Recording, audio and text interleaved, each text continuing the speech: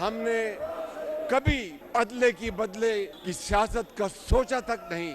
ہم نے صبر اور تحمل اور برداشت سے کام لیا. ستم ظریفی کی بات ہے جناب اسپیکر کہ اس قوم نے وہ دن بھی دیکھا جب 9 مئی کو ان اداروں پر حملے کیے گئے. ہمارے سامنے 2 راستے تھے.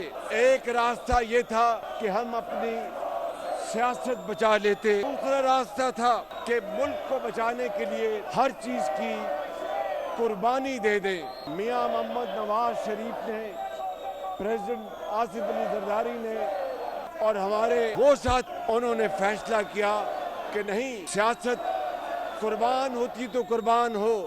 آج بطور ایک پاکستانی ہم اپنا کردار ادا کریں گے. بڑے عظیم پاکستانی اس ایوان میں پاکستان کے چاروں صوبوں میں بیٹھے ہیں. اس ملک کی کشتی کو منجھدار سے نکال کر کنارے لے جائیں گے. انشاءاللہ ہم اس ہمالیہ نما چیلنجز کو، سمندر سے گہرے چیلنجز کو مل کر انشاءاللہ کو عبور کریں گے. یہ کام مشکل ضرور ہے لیکن ناممکن نہیں ہے.